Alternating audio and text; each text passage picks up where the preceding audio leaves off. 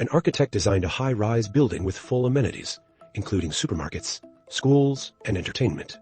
The rule was that the richer people lived on the higher floors, while the poor could only live in the basement and make a living by picking up trash. But the year is 1975, and the city's swankiest high-rise looks like a total dump. Robert finds a dog hiding in the trash that clogs the hallways and takes it with him. While rummaging for scraps, he finds Steele, who invites him to drink with his dead friend Koskarov. Since he finds nothing edible, Robert ends up roasting the dog's leg. This all began 3 months ago. Robert moves into the high-rise with his stuff, admiring all the building's fancy features.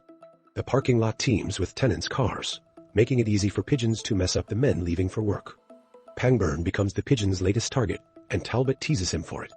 One morning, Robert sunbathes naked on his balcony when his neighbor, Charlotte, drops her booze onto his floor. This startles Robert, but Charlotte uses the chance to check him out and flirt as she invites him to her party that night. Her friend Wilder sidles up to say he hasn't gotten her a birthday gift, but Charlotte shoos him off, saying he's not her type. She also tells him to go to work, but Wilder says he's not drunk enough to make art, blaming his depressed wife for not feeding him. Later, Robert goes to the building's spa for a massage. When the masseuse asks about family, Robert says his sister recently passed away. Afterward, he stops by the garbage chute, which is a sign saying big bags go elsewhere, but he dumps his anyway. Then Robert heads to the School of Physiology, where he teaches. Today's lesson involves dissecting a human head, which grosses out his students so much that Monroe faints. That night, Robert goes to Charlotte's party and chats with Wilder's pregnant wife, Helen. Suddenly, Steele arrives and chews Robert out for clogging the chute. Robert apologizes, but Steele remains angry. To distract them, Helen points out that Steele's wife is going into the bathroom with Koskarov, so Steele rushes to stop them. Afterward, Helen sees her husband flirt with Charlotte, which makes Robert uncomfortable, but Helen just excuses herself. The party continues with lots of drinking and adults chatting while Charlotte's son Toby watches from his room. The next day, Robert fakes being sick to join Charlotte at a pool party with Helen, her kids, and the lower floor tenants. However, Robert refuses to wear a swimsuit. Suddenly, Simmons approaches and announces that the building's architect wants to see him. Robert is taken to the building's awesome penthouse and meets Royal, who wants to build 4 more similar buildings by the nearby lake to resemble an open hand with the lake as the palm. The blueprint makes Robert think it looks like a psychic event. Next, Royal mentions his car accident, but Robert quickly clarifies that he's not a physiotherapist and can't help Royal. Ultimately, Royal invites Robert to a squash game and to his wife's party the day after tomorrow. On his way out, Robert notices a painting in the dining hall and finds Royal's wife, Anne, trying to fix the air conditioner. Robert offers to help, only to end up breaking it worse. Later that night, Robert has dinner with Charlotte and they get intimate on top of her balcony table. Charlotte says that Royal hasn't invited anyone since his accident, so Robert seeing him was very unusual. She also knows that Robert's sister passed away, saying that the walls of the building have ears. Their fun is interrupted by Toby, but thankfully, the babysitter quickly takes him to bed. Afterward, Charlotte tells Robert that their date is over. The next day, Robert goes to the grocery market and meets a beautiful woman named Jane, who offers him an autograph. He doesn't recognize her, so she walks away visibly offended. Then Robert asks the cashier about Jane and learns that she's a famous actress. After Robert leaves, the store's power starts failing. In the evening, Robert goes to Anne's party in his usual suit, only to find it's an 18th century costume party, making him feel out of place. Pangburn chats with Monroe's parents but overhears Anne and Jane gossiping about him, so he comments on how Royal seems to want to dominate the skyline. Robert tries to join the conversation, but Anne is rude to him and mocks his clothes. Everyone laughs at him, and soon Simmons comes to throw Robert out, calling his wine cheap. The elevator starts going down but abruptly stops when the power goes out. Robert tries the controls but breaks them, so he just sits on the floor to wait for rescue. The next day, during their squash game, Royal asks Robert for the full story of the incident and apologizes, saying the building is still settling and has some flaws. Robert has heard a rumor that floors 1 to 12 were without power for hours, but Royal ignores it. Instead, Royal asks Robert about his relationship with Charlotte. When his rude comments anger Robert, he quickly changes the subject to a theory that tenants have created strict categories and hide behind luxury. When Robert points out that Royal designed the building with class separation in mind, Royal defends himself, saying he intended the building to be a path to change, but admits he must have missed something. Sometime later, the lower floor tenants complain about the lack of power. When the caretaker blames them for overloading the system, Wilder reminds him that they paid for better conditions. However, the caretaker counters by reminding Wilder that he is behind on payments and has no right to demand anything. Afterward, while Wilder smokes, Robert tries to explain that getting Royal's attention is pointless and even says he pities the old man, which Wilder finds ridiculous. Meanwhile, Helen is stuck at home with the kids. When the news shows a prison riot, she changes the channel to protect them. At the medical school, Robert receives Monroe's medical reports showing he's perfectly healthy.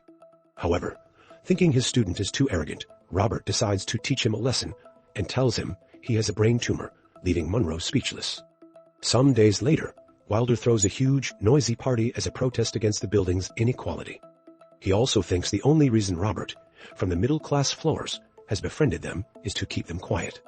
When Helen mentions their kids were banned from the pool for being noisy, Wilder gets furious and gathers the children to invade an upper-class party at the pool. Meanwhile, Toby and Robert share family stories. Robert admits he wasn't a son his father could be proud of, while Toby reveals that his birth father lives on the upper floors. Then Robert tries to take Toby home, but since the elevators are out, they take the stairs. There, they run into Simmons, who calls Robert a social climber. Suddenly, the whole building loses power, including Royal's penthouse. The upper-class tenants leave the pool, but first threaten Wilder's career. Monroe struggles to find his apartment and ends up with the upper-class tenants by the broken elevator. He drunkenly bangs on the controls, but it's useless. After taking Toby home, Robert checks on Wilder at the pool, only to find a drowned dog. Things get worse. With the power out, the lower-floor tenants start a corridor party. Wilder joins the party and tries to hit on a drunk woman, but her husband takes her away. This angers Wilder, and he beats the man up. Talbot and Charlotte discuss if they should intervene but decide against it. Robert ends up trying to stop the fight, only to get punched in the face. Wilder encourages Robert to go wild, and after some hesitation, Robert decides to join the fun.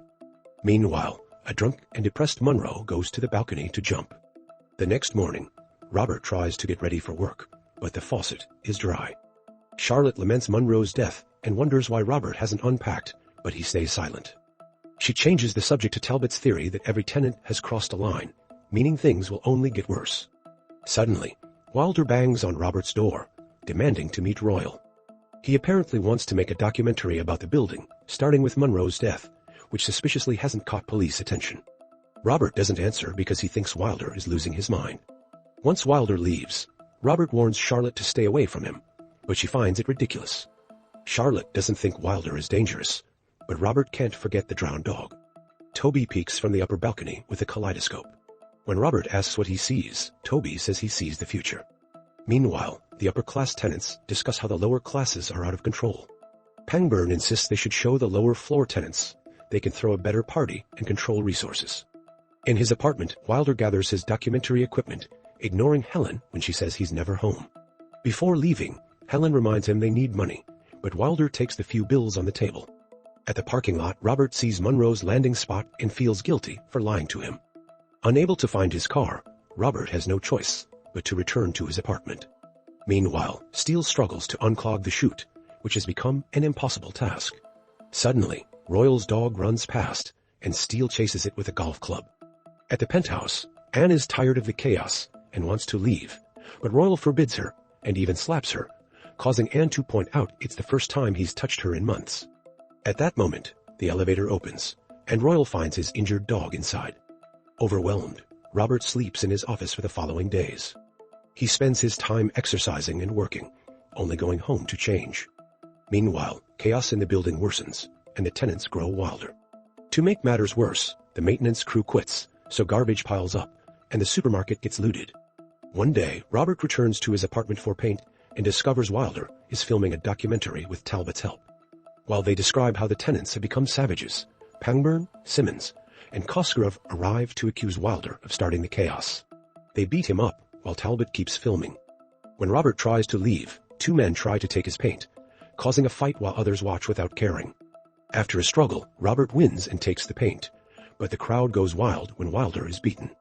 Robert returns to his apartment and distracts himself by painting.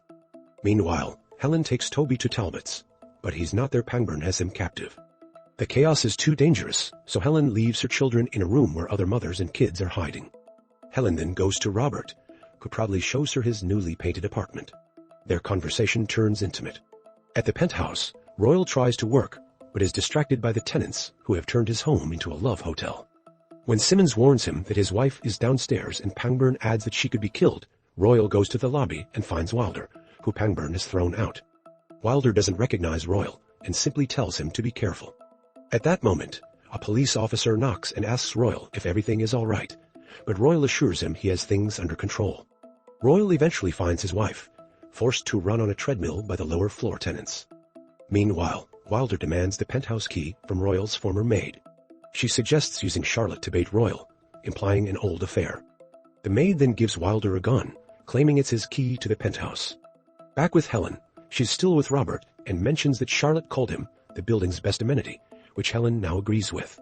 When Helen leaves, Steele notices her and suggests using her to barter for food, but Robert refuses. As Helen tries to reach her children, she gets captured. Meanwhile, Wilder is going crazy in Charlotte's apartment. When she arrives, Wilder reveals he knows Royal is Toby's biological father. He then drags Charlotte into Toby's room to take advantage of her. The next day, a bruised Charlotte is forced to serve Wilder food and drinks, but she often looks over the balcony, hoping to see Robert. Robert, still inside, receives a mysterious letter.